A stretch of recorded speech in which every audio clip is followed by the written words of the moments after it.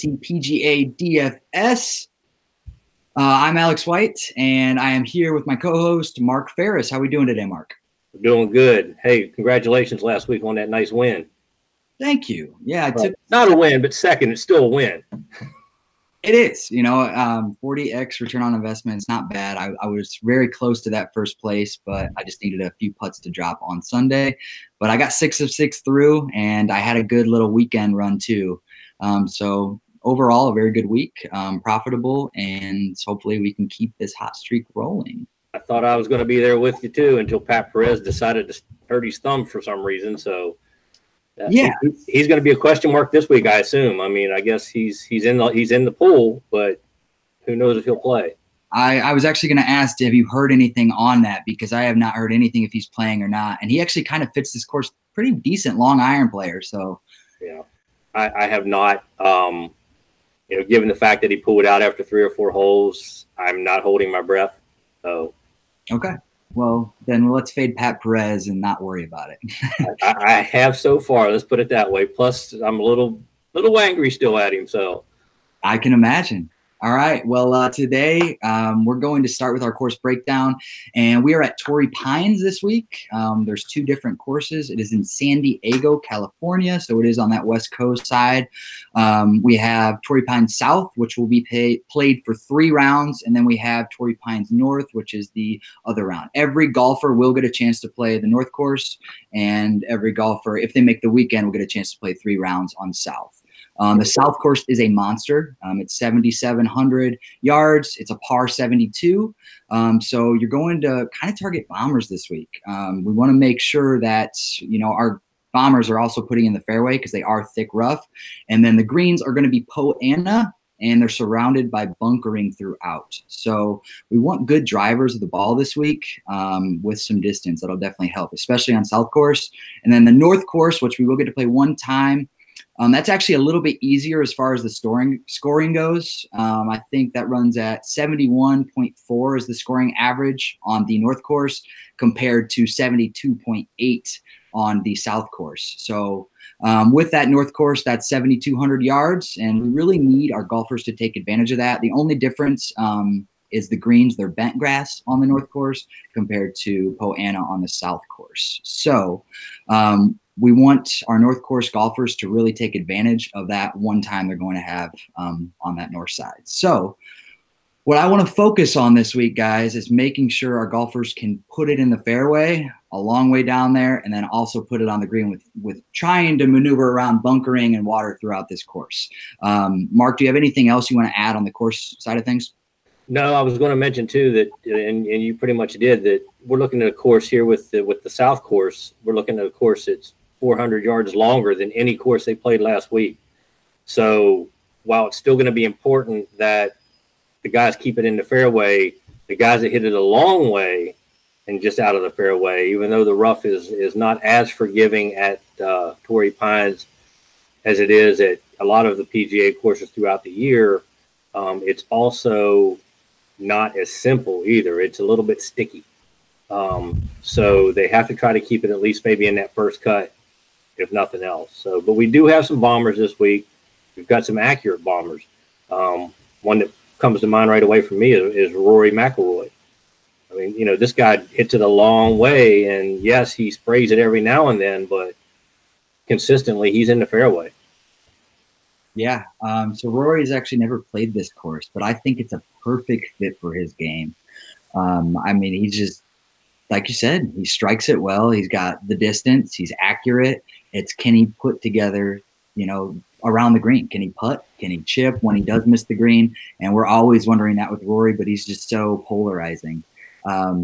So are you going to be playing Rory McIlroy, or are you gonna be paying up for like your John Rahms, Justin Rose? What do you think? I am going to play Rory a little bit.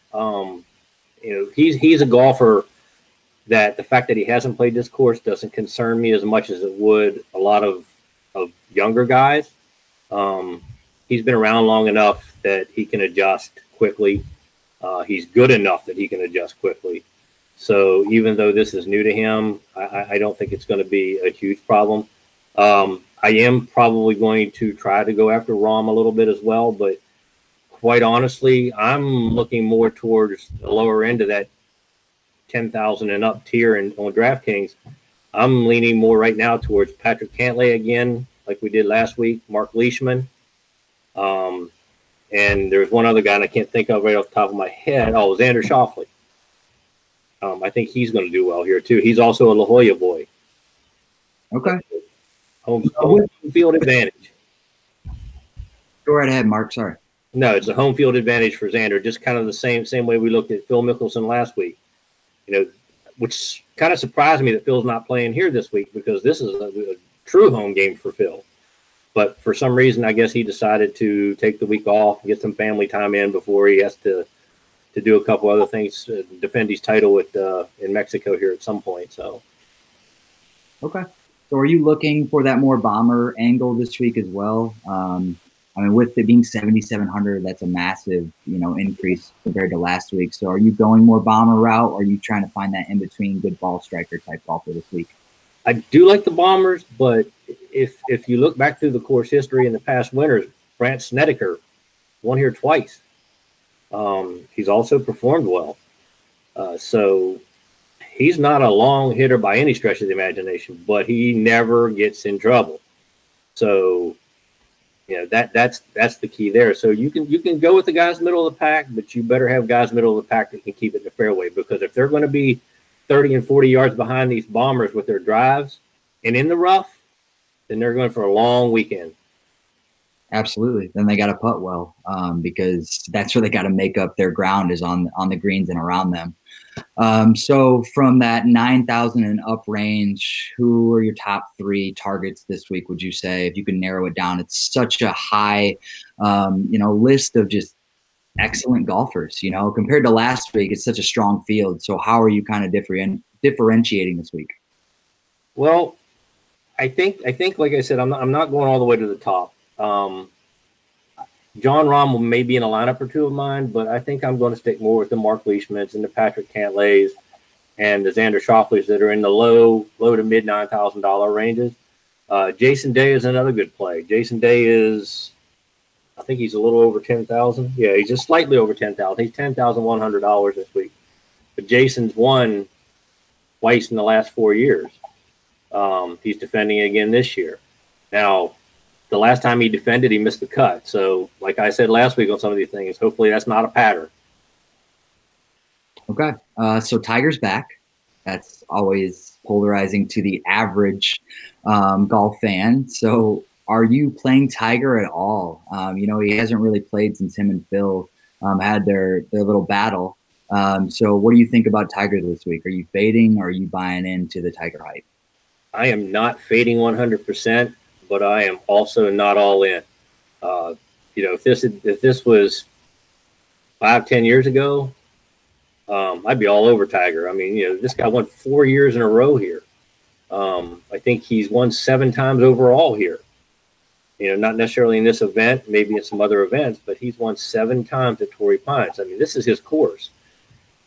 I'm just not ready to fully trust Tiger is back completely, 100%, no risk. Tiger's going to be a risk. I mean, from now on, Tiger will be a risk. But I do expect him to make the cut. So I don't think he's going to be a bad play if you're looking to get 6 out of 6 through. I'm not holding my breath that he's going to finish any better than maybe top 20. Okay. Yeah, I mean, last year, T23, I believe, was his final. With Tiger, he's such a form golfer.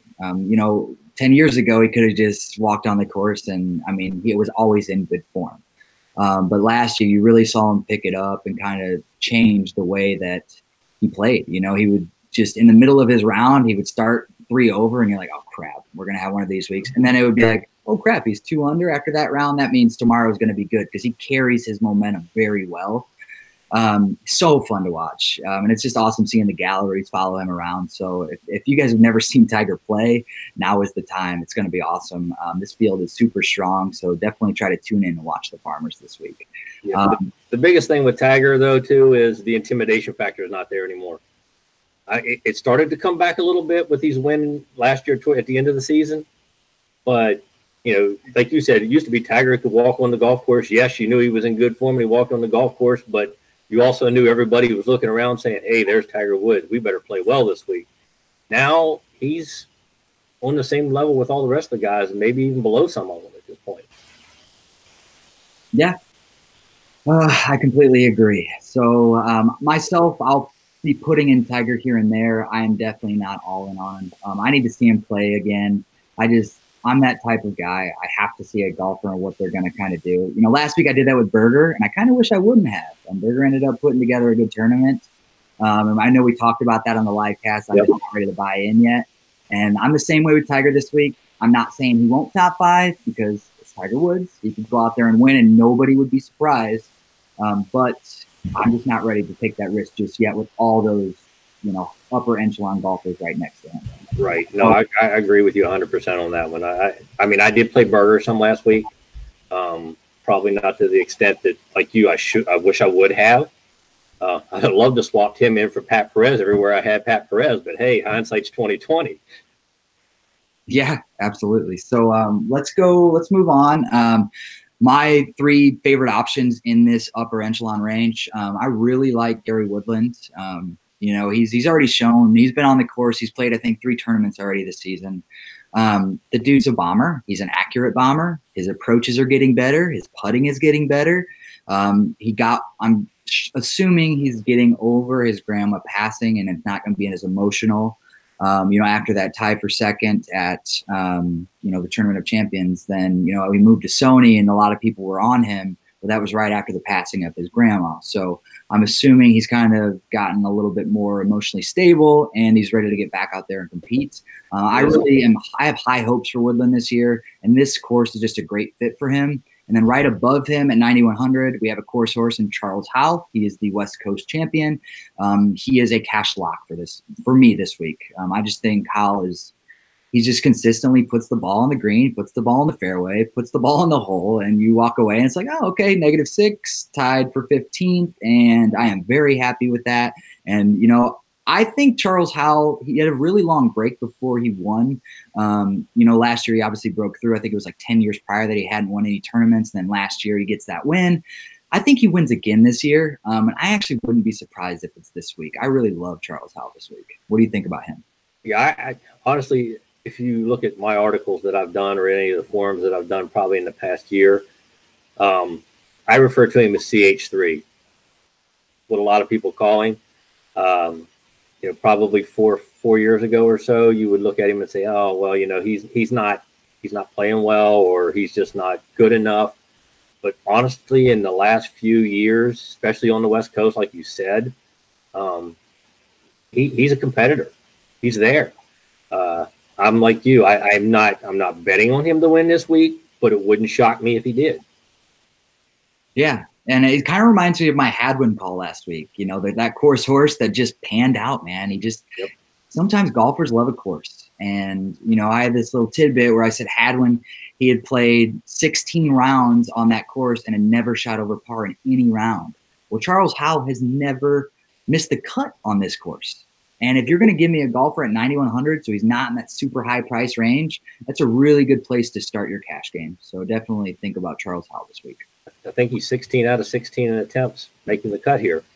And, like we said last week we were talking about that everybody's guaranteed 3 days. Well, this week you're not guaranteed 3 days. You get 2 unless you make the cut. So, right now I would say Mark Leishman, Charles Howell III, I would put money on them both making the cut and probably being, near the top 25 going into the weekend. What about Tiger Finau? Tiger Finau. Yeah, we call him Tiger because he's Tiger Jr. I mean, he's just got all the, everything you want in a golfer. He just needs to put it together and get that W. What do you think about him this week? Well, Finau is playing with Tiger. If I read it correctly, I know the tee times don't necessarily come out until sometime tomorrow, but I think I read where the pairings are that Finau is actually playing with Tiger for the first 2 days. So again, he's not going to be intimidated by Tiger. Personality-wise, I think he can just play with anybody. But I like Tony Finau this week. The only hesitation I have with Tony Finau is he hasn't played that much. It's just like any of these guys at the beginning of the year. They take time off, or they play a few tournaments there towards November into early December, and then they've got a month off before they play again. And unless you're in the Century or the Tournament of Champions, you won the previous year, you're not starting until at least the Sony. So Finau hasn't played a whole lot, but I expect him to make the cut too. Quite honestly, out of all those guys at the top, I can't sit here and say with any certainty that I wouldn't expect any of them to not make the cut. I think they're all going to make the cut. Problem is, how many of them can you afford in your lineup? Yeah. What about Ricky? Ricky it looks like he's never made the cut since 2014 at this course. So what do you think about Ricky at that 9,300 range? Are you playing him at all, or you just kind of need to wait and see? I guess he's got a new ball that he's playing with now too. I know that makes a difference, but I don't think it's going to make him make such a difference where he makes the cut now. So 5 missed cuts in 2014 at this course. So any follow this week? No, I don't think the new ball is going to be a Bubba effect on him. I don't think it'll go the other way. When Bubba tried that, I can't even remember the Volvic or whatever the name of the ball was. He had a heck of a time with that thing. I think Ricky. My gut is he will make the cut. I'm not playing Ricky a whole lot. I'll probably sprinkle him in here and there, but realistically, my biggest reason for thinking that Ricky's going to make the cut is, this is his sponsor. Farmers Insurance. He steals turf and puts it in his office. So maybe he got some practice with that new ball. Who knows? Okay. All right. Yep. Me personally, I'm hands off of follow this week. So let's go down to the 8K and up. We're starting with Hideki Matsuyama. I feel like that's a pretty cheap price for such a consistent, ball striker like Hideki. He can falter here and there, but once he's hot, he is hard to beat. And this is a course that it doesn't necessarily fit him great, but it's not, there's nothing really that negatively affects the way that he plays here. With the cut normally being around even this week, I feel like it's going to be very difficult for Hideki not to make the cut at $8,000. What do you think about him and going up to that 8,900 range all the way to speed? I like Hideki. I think he's one of those guys that again is consistent. And you made a good point there that the cut here is usually around even or 1 under par. And one of the things that I've at least noted in my article so far, and I may change it a little bit after our discussion, but last week the cut was -9. Last year, -10 won this tournament. So if you scored bananas last week with all these, the high numbers and everything, don't expect that this week. You're not going to see near as many birdies and eagles and all that. So yeah, it's a reality check. That South course is 8th toughest on the PGA. So these guys are definitely going to be put to the test. That's why you see such a strong field, because people want to play Torrey Pines. They like that challenge, especially to start your year. When you're just coming out like your Tony Finau's and your Fowlers, you haven't really been on the course yet. It's awesome to prove what the offseason has done for you. So these guys want to come out. They're motivated. Like, you're playing with the best people in the world. If you beat them, you're, hanging your hat up. Yes, I just beat the best. That's like a major type field, It's not that, high echelon, but it is pretty freaking close. This is nice. Well, most people that don't follow golf religiously, they know golf, they watch golf here and there, they know Torrey Pines. It's like Augusta. You don't have to play golf all the time or watch it every week, but Torrey Pines when you see it. So it's a course that's got a name behind it. It's a good, if not great field. There's a few guys missing, but honestly, these guys are out to prove a point here. And if we're talking in the $8,000 range, one of my favorites this week is Alexander Noren. He finished second last year, and to this day, they're probably going to say the only reason that he finished second is because J.B. Holmes took so long to play, and it wore him down. But he's also got good recent form, even though he again also hasn't played a whole lot in the last 2 or 3 months. But he's got some consistent numbers in November and And some of that, a lot of that, all that is on the European tour. But, he's a solid player. Yeah, I agree. I really like Keegan Bradley right underneath him. He's a good, accurate driver of the ball, good distance off the tee, heck of an approach player. He had 5th place last year, 2017, tied for 4th. It lines up really well for Keegan. And last year, he actually started getting the putter going a little bit towards the end of the season, which has always been his issue. So if he carries that hot putter into this tournament, I could see him in top 5 again. I don't see any reason he shouldn't be there based on just everything that lines up for him this week. What do you think on Keegan? Yeah, Keegan's one of those guys that several years ago, he was the next best thing coming. Then he just kind of disappeared for a year or two. And I think he just really struggled with his game, and he really struggled with the mental aspect of it. But in the last couple of years, Keegan's come back, and Keegan's a grinder. So I think this course, like you said, I think this course fits him well. He performs well here, and I don't think top 20 is out of the question for him. All right, let's move on down to – or actually, let's talk about Spieth really quick before we move on. 8,900, pretty cheap for Spieth.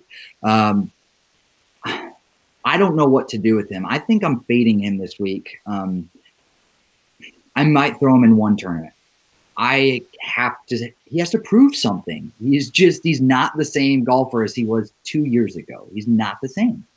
He's not. And that goes back to some of the things I think that we talked about last week.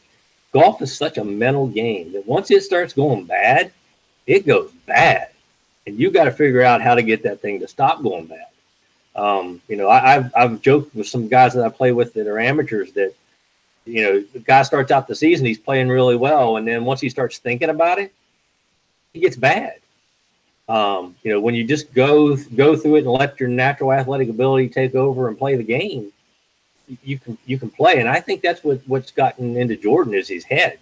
I think he's thinking too much about everything and got all this talk about how he was such a wonderful putter and probably the best putter since whoever. And, now he's struggling, and that's what he's struggling with. It's the putter. That's the amazing thing. His approaches are better than ever. That's the issue. It's like, okay, we want to find and target approach players, but can we trust him to put it in the hole? And it's so weird, because how can a golfer go from being just a world-renowned putter to being like top 60 in the world at putting? That's just, I don't understand how that happens. Like you said, it's probably mental, and golf is a mental game. And I am fading Spieth at my own peril. So, it's up to you guys if you want to take that chance this week. Me personally, I will not. Mark, are you going to take the chance, or are you just going to let Spieth prove it to you before we end up targeting him? I think I'm just going to let him go. You see all these video replays of this guy posing on these long putts at the major tournaments going in, and it's Jordan Spieth. And now all of a sudden we're sitting here talking, well, if the guy can make some putts, maybe we'd play him. But it's the way it is. And there's only one guy on this list that I'm probably even less apt to play than Jordan Spieth. Even for the price, he's really cheap, is Adam Scott. I don't know what it is. And as soon as I say this, Adam Scott will go off and probably finish top 5. But something's wrong. He's just not playing well. Yeah. He's not. And I was a little bit disappointed. I think he was at the Sony, his last tournament, and missed cut and played pretty horrendously. I think he ended up like +7 or something. On an easier course, there was very un-Adam Scott-esque. So he hasn't played on this course for, it looks like, about 5 years. And I don't know if he played it previously, but based on the stats that I have, I can't really see any course history with Adam Scott. Do you have anything before like 2015 on Scott if he's played Torrey? No, I haven't researched it to double check it or anything. But one thing about it with him, it's like I said, the thing that's going to keep me from playing him is I just current form wise, and I'm a current form course history kind of guy. And if this guy's playing that bad, like you said, it wasn't like he just missed the cut. He missed it badly. And that wasn't Aaron badly. That was just badly. and I just, until he proves it to me, I can't trust. If you made me pick between the two of them, I would take a risk on Jordan Spieth before I would Adam Scott. And probably from an price perspective, they're probably in the both of them are both in the same risk reward range for their quality of play. Okay. So in the 7K range, what are your favorite targets? I mean, there's a bunch in 7,000 to 8,000. So where are you going? How are you differentiating yourself with that range? Well, I do like Dominic Maselli again. I think you and I mentioned that. I got to put my glasses on so I can see some of this. One guy, and I mentioned it in my article mainly because I was giving FanDuel a wrath in my article, and I'm going to leave it in there even though they did correct the problem. There were a ton of guys, probably 6 to 8, that were in the DraftKings player pool that weren't in the FanDuel player pool. One of those is one of my favorite guys, Brandon Grace. This guy's playing great. Yeah, he's on the European tour, but he's playing great. And, he's only $7,600 on DraftKings. Yeah. World-renowned golfer. He's a very low ball striker. When he hits it, it's a very low drive, which helps him win. Do you have any ideas? Is there a weather? Have you looked at weather at all this week before we kind of break down more of the 7K range? Have you heard anything? No, I haven't, and I really haven't looked at it. The thing is with the weather, and I know some people follow the philosophy of stacking tee times, morning or afternoon, depending on what the weather is going to be. Rarely, if ever, does that affect my decision making. Now, if I know it's going to be extremely windy in the afternoon and not windy in the morning, that may affect me a little bit. But the way I look at it is they're all playing under the same conditions. The only difference this week might be if it's a bad day on Thursday or a bad day on Friday, the guys that have the North course might have a slight advantage over the guys on the South course. Weather is, although I know it's important in golf, it's not one of the major things that concerns me unless it's really bad. Okay. So, I mean, when we do find those windy courses later on down the road, are you not really looking at players that are good in the wind then, or are you just not looking at the tee time difference? Because, there are good golfers in the wind, and a lot of them, are like from Australia, like you have your Leishmans. And, yes. Go ahead. No, you're right. The tee time difference is the big thing for me. But there are certain guys, if I know a course is going to be windy, and when you say it's going to be windy, it doesn't matter whether you're playing morning or afternoon, it's going to be windy. And if that's the case, I love the European guys because those guys love that low shot trajectory. Those types of times I'm all over Ian Poulter, even though I know I'm all over Ian Poulter every week he plays. Rory Sabatini's another one. That's another guy that I'm interested in this week because if the wind does kick up, Rory can play. So he's not going to be the best Rory at this tournament, but he'll be solid. Okay. Brandon Grace was not on my radar. I'll definitely look into that. That's a good call. Great price for a player of his caliber, for sure. Yep. And I think Daniel Berger's not too expensive this week still, too, if you want to go back and try him out this week and not fade him like you did last week. I like Berger on courses that are a little bit more open. He seems to play better at courses that are more open, and he's a good scorer. And if the cut line's around 0, I see him being right around that, that even range. Right. It's just not a good fit for Berger. I'm not playing him again this week. I do like in that same range, like a Luke List. And I also like Kyle Stanley, just excellent ball strikers, good off the tee game. And I just think that it fits really well to them. I like Jason Kokrak again this week. I think he could actually come out and prove that he wants to have a good start to the 2019 season. Other guys in this range. What about Sungjae Im? He ended up, that call was really good last week from both of our sides. So I don't know about this course for him. What do you think on Sungjae? He's worth a shot to me. I mean, the guy has not, till he proves to me he can't play somewhere. At the price that they're putting him in here. I mean, he's $7,900. It's not going to take much for him to return value. So again, I think he's a cut maker. He may end up, 40th or worse, but if making the cut, he's going to return value at $7,900. Yeah, he got high. I think he had around an 8 under at one point last week. He can string birdies together, and this week we're not looking necessarily for the scores. We just want them to get 6 of 6 through this week, really. If we can do that, we're going to automatically have an edge. I will play some Sunjay M. He did very well for me last week. I wish I would have had a little bit more exposure, if I'm being honest. I mean, he was in my cash game GPPs, and I mean, did great, but he wasn't in my FanDuel lineup. Maybe I would have got first if I would have put him in. Yeah, you got two other guys that you might want to look at in the $7,000 range. Actually, maybe three. Dylan Fratelli, he's playing well. He's 7,400. Siwoo Kim, I think, is around the same price. And another one that he's played well recently, and he's I don't know what his course history is here. I can't remember off the top of my head, but JJ Spawn, $7,300. His course history is great, actually. He has a T23 and T9 in his 2 attempts here. I like JJ Spawn quite a bit this week. $7,300. Hey, all over it. Yeah, and then right in the same range, Harris English has phenomenal course history here. And he's actually made 5 of 5 cuts this season, which is a little bit – it's not like Harris English to consistently make cuts. So if you're going to get me Harris English and he's going to consistently pop off some, low rounds and hang around, at a cheap price of $7,300, I'll fire up Harris English this week. Well, here's the thing, too. For those of you or anybody that wants to do the stars and scrubs, these guys that we're talking about now in the $7,300, $7,400, $7,500 range, and a couple of them, I think even in the $6,900 range, or some benefits there. You can do 3 guys above 9,000 and then throw these guys in. And true stars and scrub, 1 star for every scrub there. Absolutely. I mean, rarely do you ever see the top 10 price guys in the top 10 of that tournament. I mean, it's just, that's not how it works. So, you're going to have these, Adam Long, for example, last week we play this guy, he's like $6,400, $6,500 on DraftKings, and he goes and scores 140 DraftKings points.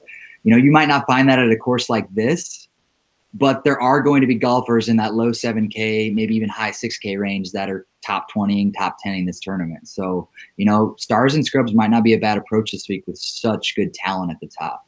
And here's the thing, and I mention this, every time I get a chance. All these guys are good. Just because a guy you're paying $6,900 or $6,500 for a guy, he's there for a reason. I mean, yeah, you're going to have some like Stephen Bowditch that won, I don't know how many years ago, and then I think he just probably couldn't beat most amateurs. You could consistently plan on him being double digits over par until he actually wore out his exemptions. But, Adam Long can play. Otherwise, he wouldn't be there. And all he's got to do is throw 4 rounds together with confidence, and what happened last week happens. Yeah. Absolutely. So I'd like one more person that I do want to mention, Brendan Steele. He had a pretty solid outing last week. He's pretty good off the tee. He's just fitting my mold very well this week. And he's the type of player, he's cheap, 7,100. So he could be that person that, maybe shoots a 5 under, but he gets a T25 and you're like, you're happy with that. That is a great return on investment for that price. If he ends up putting really well, he ends up in top 10, and then you're just ecstatic about how that ended up playing out. So, you are taking chances with these lower end guys, but you have to. You can't just pay up and expect that to work out for you. And you got to be willing to take chances, guys. Golf is such a volatile sport. This course history stuff, it's not proven 100%. If it was, you'd see the same golfers every single year in that top 25, and that's just not how it works. It's get hot for 2 days and then kind of be decent for the other 2, and you're going to have a good weekend, especially at this tournament. You don't need to be shooting 5 under rounds. If your golfers are shooting 2 under here, you're pretty happy with that. Yeah, jokingly last week you and I talked, and I said something about I started to line up with Rahm and Rose, and you said, "Whoa, how'd you do that? How'd you get all this?" And we ended up with Sam Saunders and Dominic Baselli. And honest to God, until Saturday when Sam Saunders decided to shoot 5 over par, you even mentioned, you have guys there that could all of them could be -10 going into the weekend or after Saturday. And that's where it would have been had Sam Saunders not basically crapped the bed. Yeah. So, yeah, and there was it was in that same range last week. There's just that low end. Like I was looking at the optimal lineups on DraftKings, $4,500 spent of your salary was the actual highest amount you could get, and then the next was 4,600, or I mean 46,000, and then after that it was like 46.5. So guys, don't use all your salary if you don't have to. There's so many good golfers, and from 9,000 to that 11,000 range, it's this close from these guys. Just, you know, all they got to do in that 9,000 range is putt right. And then if you get those guys to putt right, you do not have to spend your entire salary. So I cannot stress that enough with golf. Leave 1,000 on there if you want to. It's okay. I know sometimes it's just a mental thing where it's like, I gotta spend. And that's so hard. But if you can get over that, you will create an edge for yourself, plain and simple. Yeah, and I think Al and I talked last week, even though Al won on FanDuel, him and I played DraftKings more than FanDuel. And you look at the pricing, and there's some pricing discrepancies. And cost-wise, it's sometimes, you know, it looks, well, for instance, Brandon Grace, if you look at his price, I think he's 9,600 or something like that on FanDuel now that they've added him. And I think I told you he was 6,000 or 7,600 on DraftKings. That's a huge difference. But you got to realize too, you want a true difference. You have $10,000 more to work with on FanDuel than you do on DraftKings. So essentially, if you take that DraftKings price and multiply it by 120% or 1.2, that gives you a fairly relative look at what the salary would be if that, you know, what it should be on FanDuel. But I still think with Brandon Grace, and that's what FanDuel did this week. They stuck him in there at the high 9,000s. I could probably play him both places, and probably will play him on both places. But quite honestly, on DraftKings, he's cheap. Yeah, I agree. And that's the thing. You know, I put in JT Poston and Fratelli in the same lineup, and you know, those are two guys that weren't necessarily in my player pool on DraftKings, but on FanDuel it just worked out really well. And you know, you plug in those two and you end up, you know, almost taking down a tournament. And that's, those sites differentiate a lot, especially with pricing. Like Neiman was 7,400 last week and like 10.6 on FanDuel. Like, I'm not playing Joaquin Neiman, you know, at $3,000 difference. So make sure you're looking at those price discrepancies between sites, because you can gain an edge that way as well. Well, and that's why I look at it, like I told you, I think I look at it just based on where they fall in line and not necessarily what the price is. So if a guy's the 10th highest guy on one, but he's the 30th highest guy on the other one, you know, that's more important to me than what the price difference is, because one site's ranking him that much lower than the other. So one of those two, one of them's going to be right. So is he a bargain, or should he be at the top? And if you buy him at the top and he, you know, folds and doesn't make the cut, then it's a waste. But if he doesn't make the cut and you're at that lower price, you might only have 5 out of 6 guys, but the other guys you have are higher priced guys, you would hope.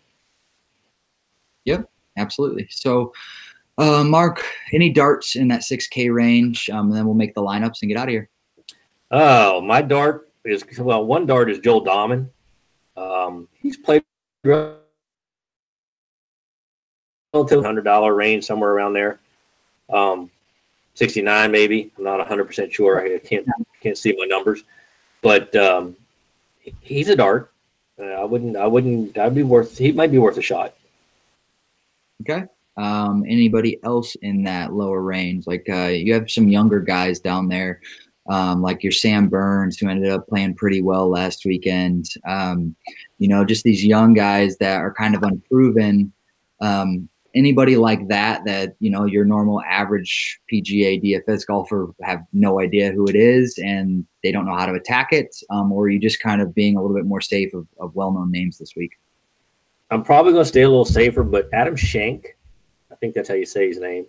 Up until last week or the week before, I think, when he didn't play really well, and I think at the Sony I might have taken him to hopefully play well, and he didn't.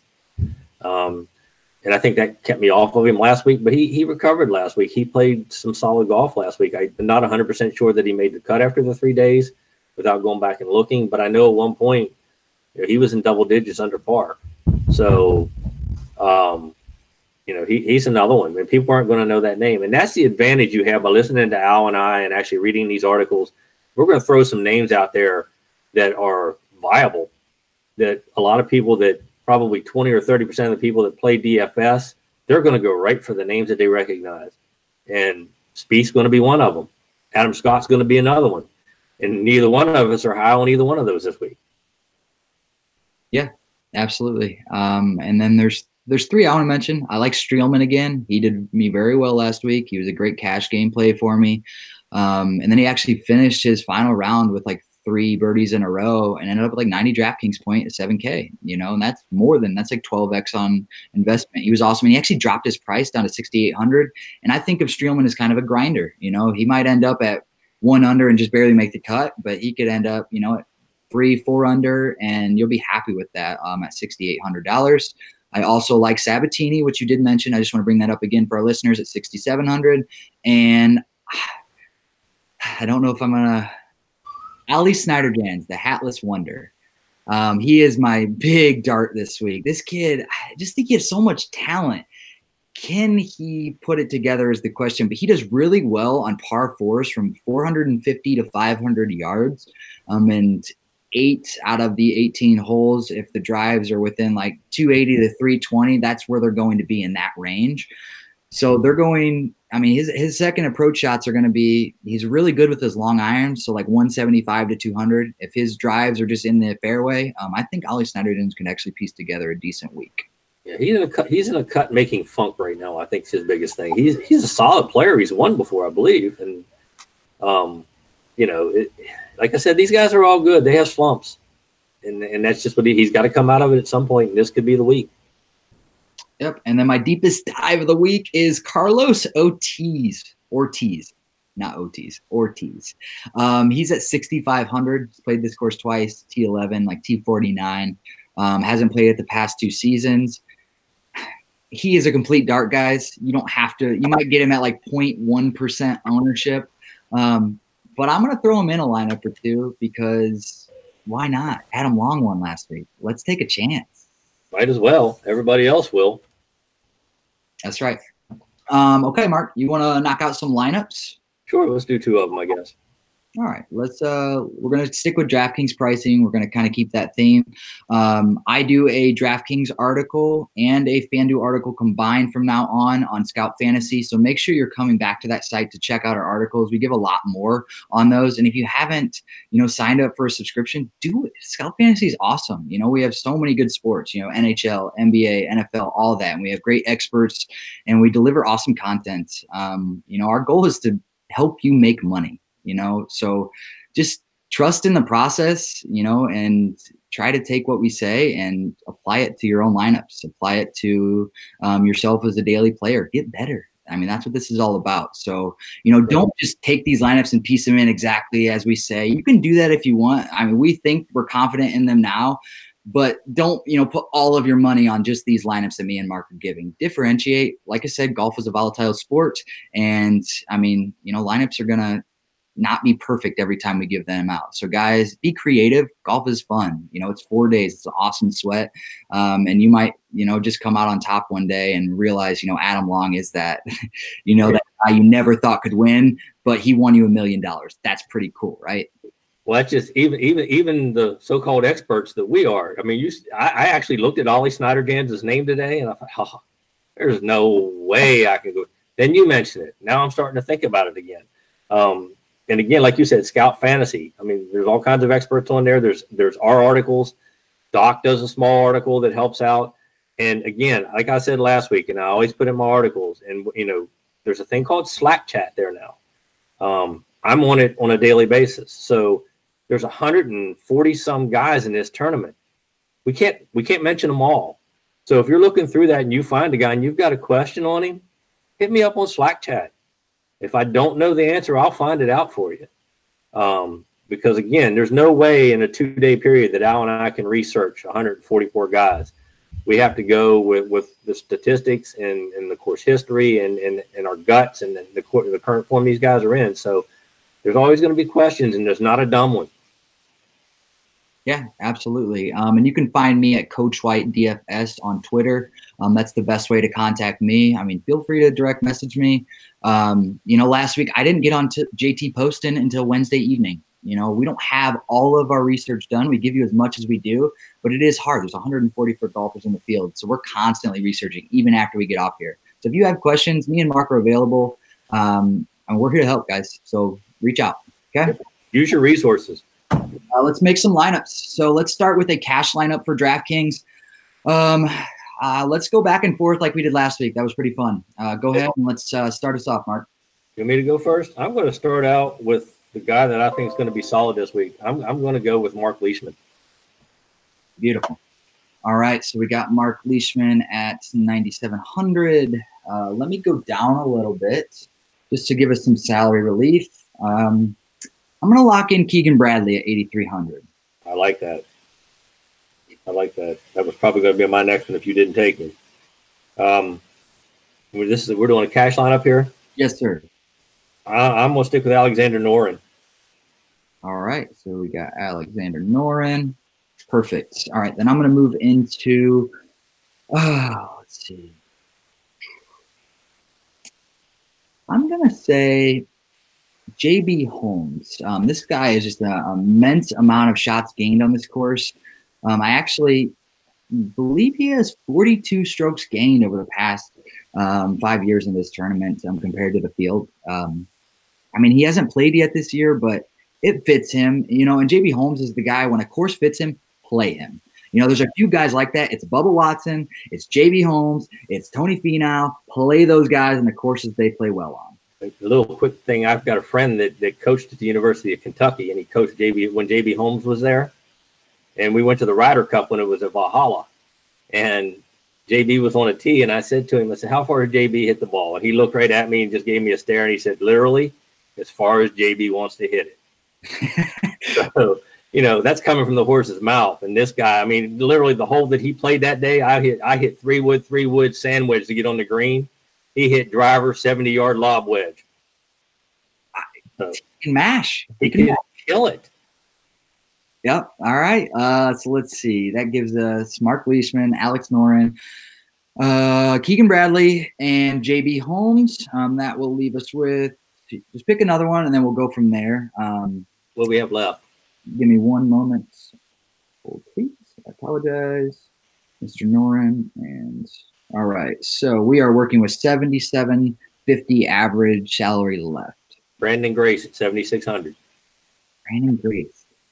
So you need to convince me on Brandon Grace. I don't see it. What do you like about Brandon Grace this week? I've liked Brandon Grace's style for the last couple of years. The biggest thing with a lot of these guys on the European tour, and that's probably one of the things with maybe even with you. A lot of times their game doesn't translate good to the US. But for some reason in my mind, I mean, this is completely a gut call on my place and a value play at $7,600. I think he makes the cut. Even if he doesn't make the cut, I think he can score well enough that if I have 5 out of 6 and he's the only one that missed the cut, it's not going to hurt me as dramatically as somebody else. So I'm pretty confident with him at 7,600. Okay, that's all I need. You know, when I think of Brandon Grace, I kind of think of like this big game hunter, but like on a smaller scale. You know, you see him pop at he kind of he's like a Louis Oosthuizen. You know, he pops at these bigger tournaments, and that's why he chose Torrey. I'm assuming, you know, coming to Torrey Pines because there is such a strong field. He's like, you know what, I want to play with the best. I'm going to go to the best tournaments, and you got to respect a guy like that. So let's lock him in. I like it. Brandon Grace, 7,600. All right, so that leaves us with 79. I'm going to go with Luke List and leave a little bit of money on the table. That gives us $200 left. We have Luke List at 7,700. I could have played Sungjae M at 78, but with no course history, I kind of want a guy that has played this course before. So I'm going to lock in Luke, even though he kind of hurt me in that winner-take-all DraftKings. He was in both my top 15 lineups. Yeah, he was in both my top 15 lineups, missed the cut, and I ended up 15 and 17. And if he would have made it, honestly, I had a really good chance. So, you know, but what I said, Zach Johnson hurt me the week before. I fired him up again, and he made the cut, had a great tournament. So, you know, that's what I'm going to do with Luke List this week. Okay, I can buy that. All right, then let's make a tournament lineup. You get to go first this time. Yes, sir. All right, so I'm going to go with let's start with Rory McIlroy. I can do that one. All right. Of course, it intimidates him, so I'm not worried about it. All right. I think I'm going to go. Well, I actually have to look here. Oh, let's try Hideki Matsuyama. All right. So Rory, Hideki, JJ Spawn at 7,300. Let's pop him in there. I like that. How about Rory Sabatini? All right. Some salary relief. I love it. Go. So we have Rory, Hideki, JJ Spawn, Rory Sabatini, and let's see. Let's go with Brandt Snedeker. I like your call on that. I think that's a good call. Yeah, he's not a bomber, but the guy's won here. So, we can sit here and say bombers all the way, but, this guy wins. He just flat out wins. He moves it far enough. That's all that matters. Well, that's the thing. If everybody's taking bomber angle, let's take Snedeker, get an ownership leverage, because people will be afraid, oh, he doesn't hit it far. He's a plotter. He's just going to put it out there. If Brandt Snedeker's putter gets hot, he can play on any course. I don't care how long it is. And that's a GPP play. And the thing about it is, if the weather turns bad, this guy can play in the weather. We saw what he did a few years ago, I think at where was it? At Pebble Beach. Everybody, the one day that it turned bad on the last day, and he shot what, 2 under or something like that. Yeah, a lot of people 3 and 4 over. Was one of the best rounds of golf they've ever seen. Like announcers just to say it was phenomenal. I think he lapped the field by like 10 strokes or something crazy. He was the only one going down where everybody else was going up. So, all right, what'd you leave me with? All right, that gives us, let me read that back. We have got Rory McIlroy, Rory Sabatini, Brandt Snedeker, JJ Spawn, and it's on you. That leaves us with 8,250. Oh, that's not bad at all. All right, I think let's go with 8,250. If I had 8,300, I could use Keegan, but okay, this guy's been playing well. Abraham Answer. Abraham Answer. All right. Perfect. 8,200. Wait, did you say Hideki? Is he in our lineup as well? I think he is. Did we miss him? Yes, we did. So that leaves us 8,500 left. So take out Answer and you have 8,500. So that gives us Cam Champ, Bradley. You can still go Answer and let's save $300. It's up to you. You know what? I think I like Cameron Champ. I think I made a comment this week in my article that one of these Camerons is going to finish top 15. I'm going to go with Cameron Champ. Perfect. So that uses all 50,000 of our salary cap. That's it, Mark. You got anything you want to leave our listeners too? Nope. I guess, again, good luck. Get them straight. Hopefully, like I said, anybody has any questions, hit up Al on Twitter, hit me up on Slack chat. We'll be glad to answer anything you want. We're here for you guys. We play for ourselves too, but we're here for you. We're here to make you better. That's why we're doing this live stream. That's why we do the articles. So hopefully you guys can cash this week, and it is doable. Al proved that last week. So good luck. All right, fellas. So we're going to be signing out. Once again, you can find me at Coach White DFS on Twitter. Feel free to direct message me. We're here to help. Let's get some green screens, guys. And if you have questions, reach out. Take it easy.